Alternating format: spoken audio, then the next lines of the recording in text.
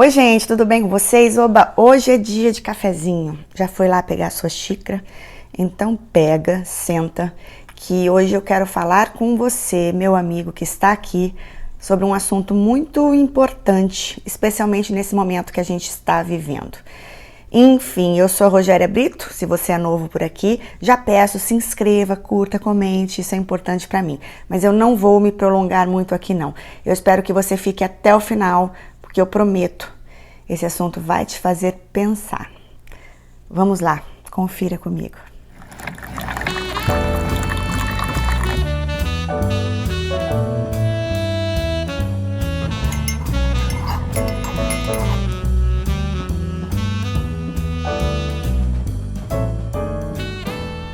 Gente, a primeira vez que eu tive uma proximidade com esse assunto que nós vamos tratar hoje, eu tinha 8 anos de idade. O meu pai tinha um grande amigo, piloto de avião. O meu pai também quase foi piloto, só não conseguiu porque ele tinha problema no coração, mas ele manteve essa amizade e entre as famílias também. Por isso eu conhecia a filha dele, que tinha um pouquinho mais do que eu. Um belo dia meu pai chega com esta menina lá na minha casa e fala: crianças, a Nilvana vai dormir aqui essa noite. E eu, sem entender muito bem, ele contou pra gente que a Nilvana tinha de manhã acordado, passou o picolezeiro na frente da casa, tinha uma buzininha, né? Quem é da minha época lembra muito bem disso. Ela correu lá, só que ela percebeu que ela estava sem dinheiro. E pediu para o picolezeiro esperar e foi até a mãe dela. E ela notou que a mãe dela ainda não tinha levantado da cama. Então ela foi até lá na cama e quando ela tentou acordar a mãe, que puxou as cobertas, ela percebeu sangue, muito sangue. A mãe dela tinha tirado a própria vida com um tiro na cabeça. Eu, quando soube disso, fiquei extremamente fragilizada. O meu pai tinha confiança de que podia tratar alguns assuntos, especialmente comigo, que era um pouco mais velha. E ele, quando me disse aquilo, me deixou assim muito assustada e muito pensativa. E eu lembro olhando para ela naquela cama, pensando: meu Deus do céu, eu não consigo me imaginar com essa idade sem minha mãe e uma morte cruel e tão inesperada como essa. E foi ela que encontrou essa mãe dessa maneira. Eu só sei que a menina passou uma semana lá em casa e ela mal tocava no assunto. Eu acho que ela estava mesmo era em estado de choque. E foi a primeira vez, de fato, que eu conversei com meu pai sobre suicídio. A segunda vez que eu tive contato muito próximo com isso, eu já tinha 18 anos. Eu já fazia balé e tinha um menino lá no nosso grupo que, inclusive, um querido, tinha 16 anos, dançava muito lindamente, ele era muito flexível. Ele tentou o suicídio por enforcamento. E a mãe dele conseguiu pegar em tempo e alertou todo mundo lá do balé, que enlouqueceu, né? Todo mundo muito assustado. E o que a gente fez? Nós viramos babás deste menino. Tentou isso pela primeira vez e, como eu disse, nós ficamos babás dele por uma semana. Então a gente dormia com ele na academia, cada um levava, quando podia, o menino para dormir na casa, sempre juntos. Eu dirigia na época, minha mãe sempre emprestava o carro, então para onde a gente ia, a gente levava esse menino. E as coisas foram acalmando, a gente percebeu que ele começou a sorrir mais, ele estava conversando e agindo normalmente conosco, fez as aulas de balé e depois de uma semana e pouco, né, a vida precisava voltar ao normal. Nós, inclusive eu fui a motorista no carro da minha mãe, levei o menino de volta para casa dele e falamos com a mãe dele: olha, aparentemente ele está bem, ele está melhor e aqui está, mas fique de olho. No mesmo dia, naquele mesmo dia, a mãe dele deixou o menino em casa para ir até o açougue comprar carne. E quando ela voltou, o encontrou enforcado com uma meia de nylon. Da mesma maneira que inicialmente ele tinha tentado, dessa segunda vez ele conseguiu. E vocês não queiram imaginar a dor, a nossa tristeza, o nosso sentimento de fracasso, o nosso sentimento de culpa. Neste momento em que nós estamos vivendo, a gente tem falado muito sobre saúde mental. E muitos são os casos que aparecem diariamente sobre pessoas que estão desistindo da própria vida porque não estão dando conta da pressão, das falências, dos problemas financeiros. E o negócio está bastante grave. Semana passada eu fiz um vídeo sobre a menopausa no meu Instagram. E que, por sinal, foi muito legal. Eu tive muita conexão e muita troca através daquele vídeo. E eu comentei sobre os sintomas que eu estava tendo.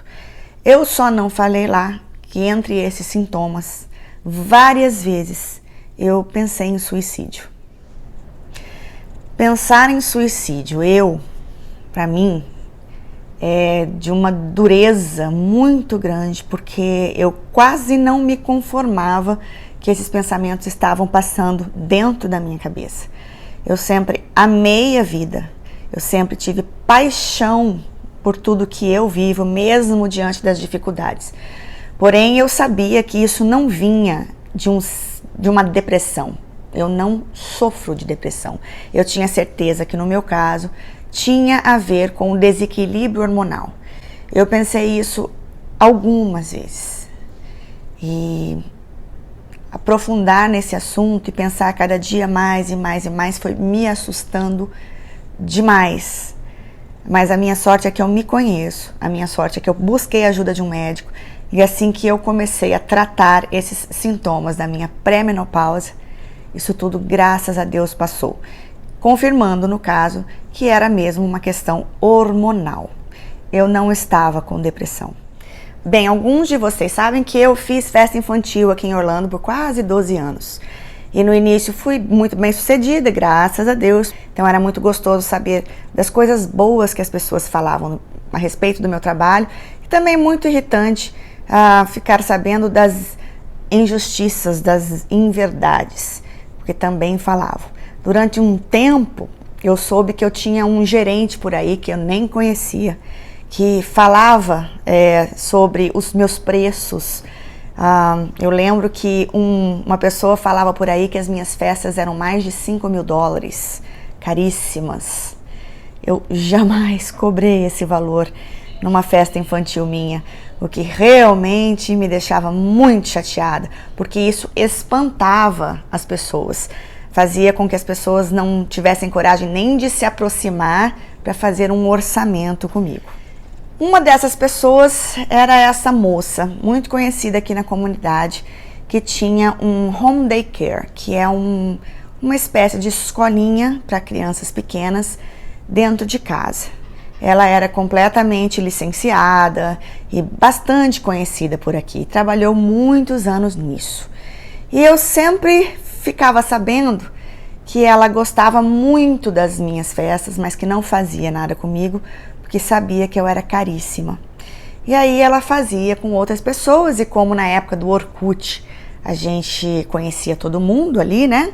Eu muitas vezes via fotos de festas que ela fazia para essa única filha que ela teve. E de verdade essa questão foi causando uma predisposição ou um preconceito da minha parte em relação a ela. E eu sentia que ela cismou que eu era caríssima e inclusive falava isso por aí. Anos se passaram e muitas coisas aconteceram aqui na nossa comunidade. A filha dela de 1 ano foi para 8 anos de idade. Eu me afastei bastante das pessoas do mesmo bairro que eu morava, porque eu mudei para outro lado da cidade e nunca mais soube dela. E um belo dia eu fiz uma festa para uma grande amiga minha, que por sinal era grande amiga dela. Então eu sempre olhei aquela situação assim: se essa minha grande amiga, que eu amo de paixão, é grande amiga dela e a ama de paixão, é porque ela não é uma pessoa ruim da maneira que eu, de repente, pinto. Era uma imagem errada que eu carregava dela por conta de fofocas aqui nessa comunidade. No dia dessa festa, que foi inclusive em um lugar muito apertado, onde a gente nem tinha como circular, eu encontrei essa moça, depois de muitos anos. E ela quis conversar comigo. Eu me lembro como se fosse agora, eu fiquei encostada numa porta e ela bem pertinho de mim, toda sorridente, toda feliz, disse que amava o meu trabalho, que as minhas festas eram incríveis, que ela sonhou uma vida inteira ter um trabalho meu feito para a filha dela, mas que era um sonho, que ela ia economizar. E eu lembro que eu falei assim, puxa vida, mas vamos realizar esse sonho. Que ideia que você tem, não é tão difícil assim, você está pensando que é caro desse jeito? E eu falei com toda a minha verdade. Eu realmente gostei da maneira com que ela se aproximou de mim e eu estava completamente aberta para aquela conversa. E ela passou o tempo todo da festa conversando ali comigo. Falou inclusive que tinha feito uma plástica na barriga, que eu devia procurar saber, porque ela estava se sentindo ótima, que ela estava se sentindo linda. Nesse momento o marido dela se aproximou de mim, ficamos ali os três conversando e ela, gente, realmente estava extremamente feliz. Uma pessoa forte, inteira, pelo menos aparentemente. Meses depois, por coincidência, eu estava aqui em casa com a filha dessa minha grande amiga, a Júlia. E quando chegou a hora dela vir buscar a filha, que eu abro a porta, eu percebi que ela estava assim, muito abatida. E eu perguntei para ela o que tinha acontecido, se ela estava legal. E ela me contou que esta amiga dela, que por sinal era esta que eu havia conversado meses antes na festa, tinha tirado a própria vida. E isso foi um grande choque, não só para mim, como para toda a comunidade brasileira aqui em Orlando, que a conhecia por tantos anos. Realmente, por essa, eu acho que poucos esperavam. Esta minha amiga, sim, me contou que ela vinha passando por uma depressão muito profunda e que ela, por sinal, vinha diariamente conversando com ela, checando se ela estava tomando os remédios, observando as atitudes. E aparentemente nada disso resolveu. Ela tinha realmente resolvido desistir da vida. Foi de uma maneira muito trágica, dentro do closet também, pendurada. E parece inclusive que a única filha que ela teve, que foi inclusive considerada um milagre para o casal, viu a cena de alguma maneira. E aí ficamos todos nós nos perguntando, meu Deus, por quê? Por quê? E esta minha amiga tão querida carregou por um bom tempo uma grande culpa, achando que podia ter feito mais por ela, o que inclusive eu não acredito. Eu acho que tudo que esta minha amiga pôde fazer, sim, ela fez.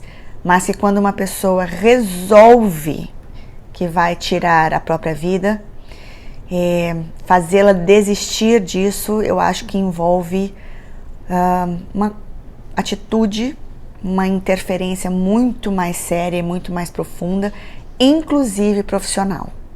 Isso se resolver.